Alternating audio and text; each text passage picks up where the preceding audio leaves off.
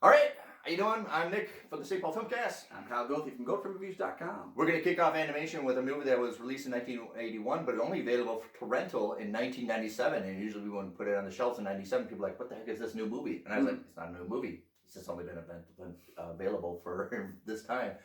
American Pop. Yeah, American Pop with two guys who are not currently pops, except animals. So, No.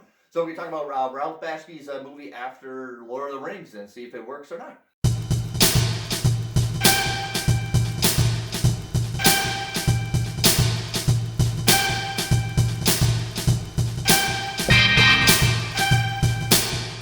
All right, welcome back to the show. I'm one of your hosts, Kyle Goethe. I'm Nick, and thanks for listening and subscribing, and viewers. We appreciate you, our listeners and fans. You can follow us on Twitter at Kyle Nick on Film. We're also on Instagram. You can contact us there. Today we're going to kick off Animation Month or whatever. I don't know how long we're going to take this, but one of the movies that doesn't really get a lot of talk about and was actually pretty well acclaimed when it came out in 1981 is American Pop. Yeah, definitely. So the plot of the film, American Pop, focuses on four generations of men and their collective passions for music.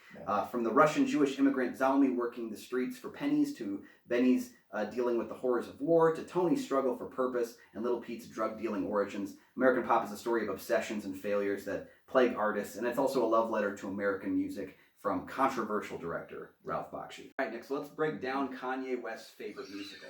Is it really? That's something I learned today. Wow. Well, the funny thing is, if you start the movie, it's not. It doesn't start where you think it is, because you see the cover, you think it's going to be like one big giant concert, right? Mm-hmm. And it's not that. It's an evolution, sweeping, historical aspect of American pop culture music from like the 40s to 1980. Mm-hmm. It's like 40 years. Yeah, and Bakshi was looking for something more personal to get to because he had so many struggles making Lord of the Rings. And I adore that Lord of the Rings film, but I can accept too it's a lot of problems with it. You have a lot of lawyers talking, right? Yeah, so he wanted to pick something that was a little bit more emotionally resonant for him. Mm-hmm. And you can see that playing out in American Pop. You can see that there is a level of, again, like a love letter to American music. I mean, that's the focus of the film. It's a constructed musical. I wouldn't even call it a musical myself because I don't call them musicals. It's deceiving because people put it in the musical, yeah, and or animation, and it doesn't sell. Like, let's watch animation, and that doesn't really sell it either. Mm-hmm. Right? I would say it's just a flowing, moving, colorful picture. Yeah. Well, and Bakshi is one of those directors too that I would liken him to like Stanley Kubrick, a Quentin Tarantino in some respects, where like he has such a specific way of making movies that you almost need to have not a warning, but like you need to know what you're getting into, because if you don't understand, like if you're not comfortable with the rotoscoping at first, it takes a little bit of like time for your mind to adjust to that. Yeah. And there's a lot of elements where like, you know, when you see like a Kubrick film, let's say you're seeing 2001: A Space Odyssey and you've never seen a Kubrick movie, you're going to go into it thinking like, well, this is going to be some grand sci-fi spectacle. And spectacle isn't really like, that's kind of a term for it, but I wouldn't say that that's a film that's really like an action-packed movie. No. It's a thought-provoking one, and this is kind of the same way here too. American Pop is not a hard musical, and it's also not even really like it doesn't really have a story to it even. No, it's a flowing story, and then the time lapse. You know, the kid on the bench, and then day night, and all of a sudden he's an adult selling drugs, and that's how he becomes famous. That's the thing is Bakshi is the editing here uses animation's key of what you can do with animation is just let it flow, time lapsing, and not really tell a story. If you're not paying attention, if you drop your phone and just for a couple minutes and look up, you're gonna miss a lot of stuff. Yeah, you'll miss because you're like, where are we going here from here? Right? Yeah. So. And I think, and part of that too comes from you have Ron Thompson, I believe it is, who played two of the characters in the film. So they have kind of like a similar gait to him too, and I think if you're not careful, you might miss an entire decade going by, and then you have a new protagonist.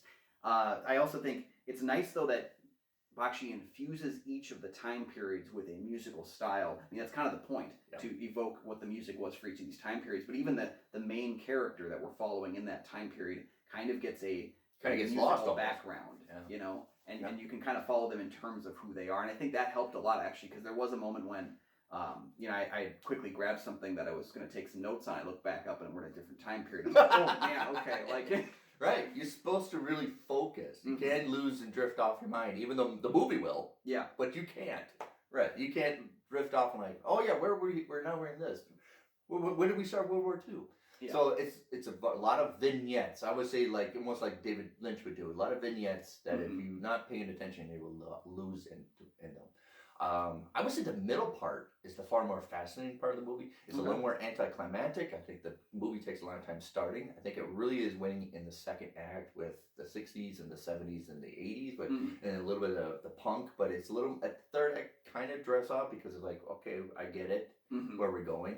And the middle part really kind of drags its feet about establishing its world. But I think the middle part is where it's really, really winning. Yeah, I think the movie really kicks into gear when Zelmy is an adult and he has his son Benny.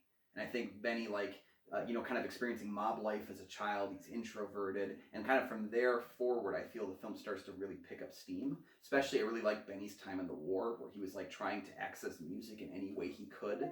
Especially where he's like, I can't bring a piano with me. And it's like, I respect that. I understand what you're saying. Like, well, I got to play that thing because I can't. Yeah, and then, like, Tony's story is...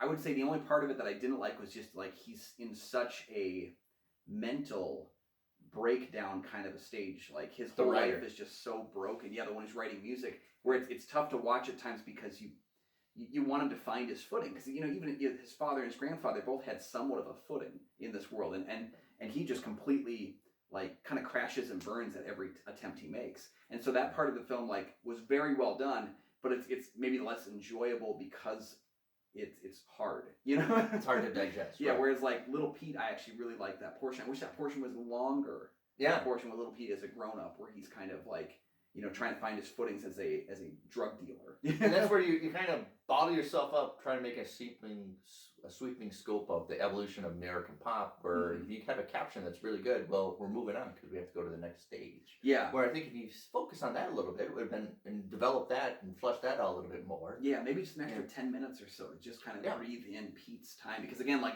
I've always said, I'm primarily an 80s kid, even though I was born in the 90s. I'm an 80s kid who is very much enveloped, especially in the music. Like all my favorite bands are from the 80s, some from the 70s and 60s, but like 80s is where my bread and butter is, as in like movies, in books, in pop culture in general. Like that's my world. So, spending more time there is probably just, something that I'm just being picky about, but I wanted that more. So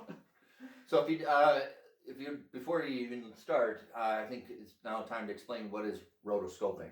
Okay, yeah. In the 80s was a fascinating way to do movies. Yeah, it's a very unique kind of thing. So rotoscoping it's a kind of an animation technique used to trace over a motion picture footage frame by frame to kind of produce relative action, really. Yeah, that's why the acting and the animation really looks authentic, because it's real people that's doing it. And then you get also Bakshi's utilization of playing the rotoscoping off of like stock footage, placing it. It's a technique that he did really well with Lord of the Rings, because in a lot of ways he only had like 7 actors, but he had to have large scale battle sequences, so he could have like large scale. He could actually pulled like World War II footage from that film and placed his guys in front of the World War II footage, and that's kind of at play here too. A lot of the stuff with like the concert scenes and stuff.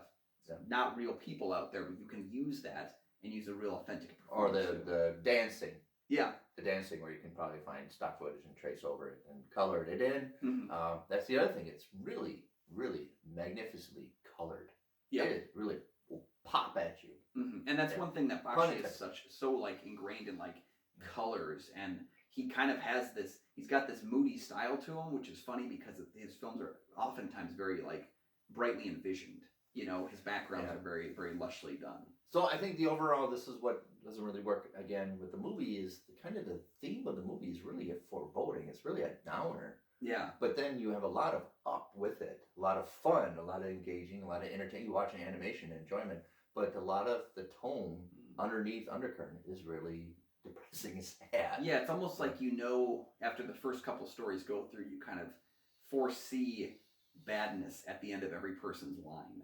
Yeah. And it's kind of it puts an icky taste in your mouth if you don't know it's coming. Thankfully, it hits you over the head doing it every story point, so like you're prepping for it.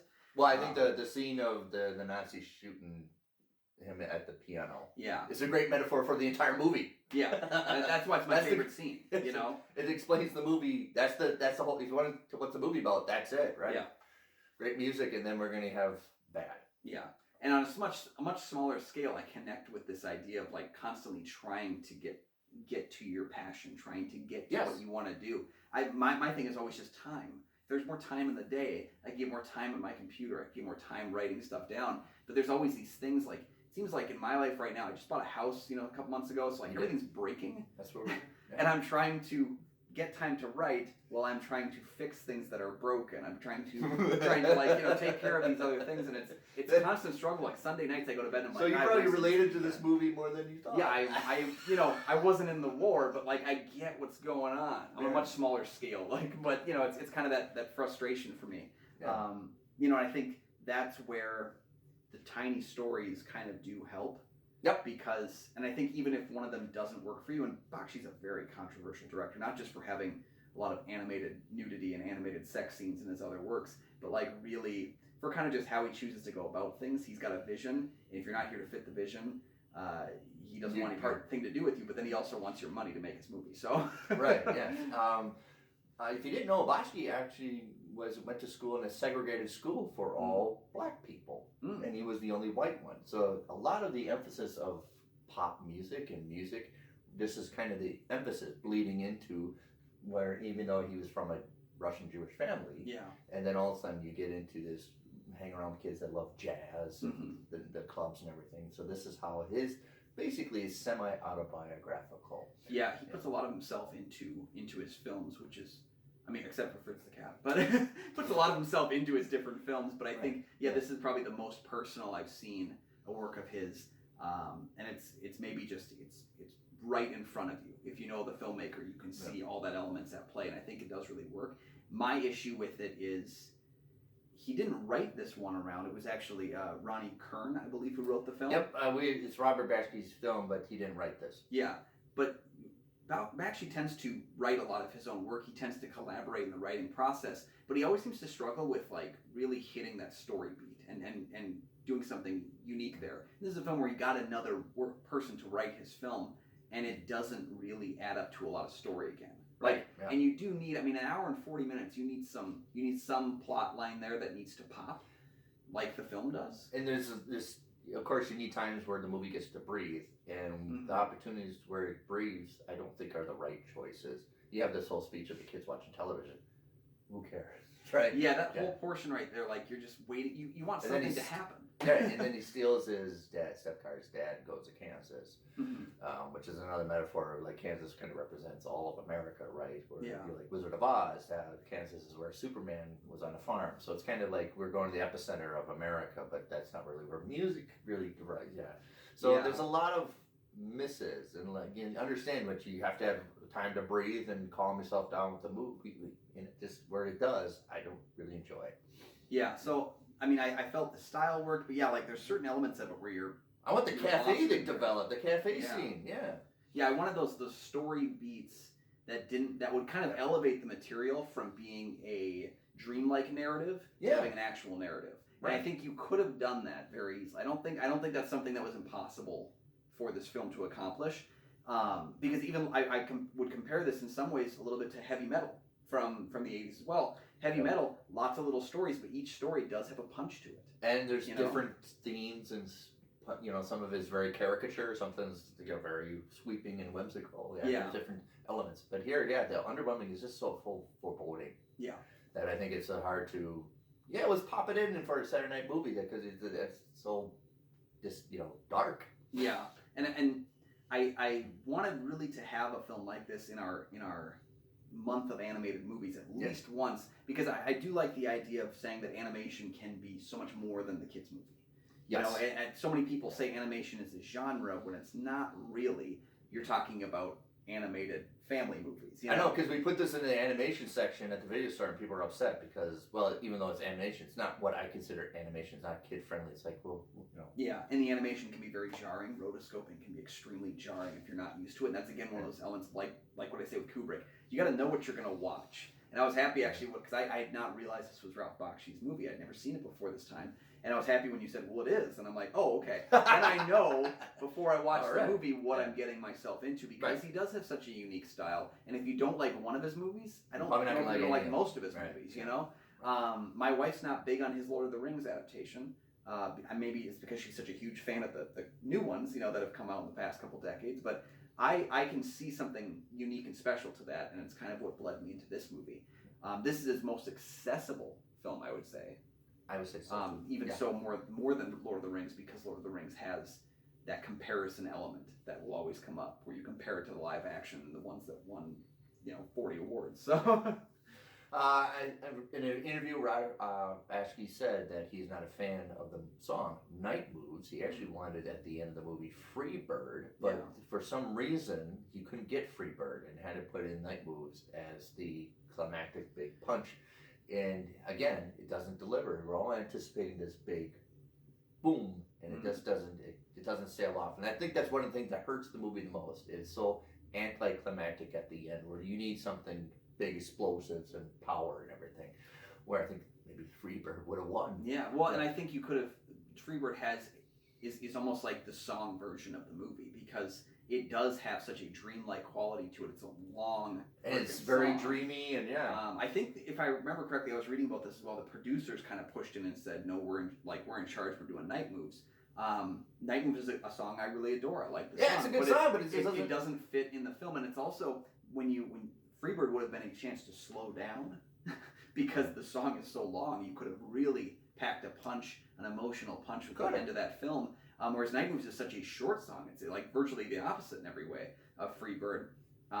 That I think if you had the time to put that song in, you could have built to something special that would have felt more in tune with the film. Yeah, because they're doing Jefferson Airplane song. That looks great. Yeah.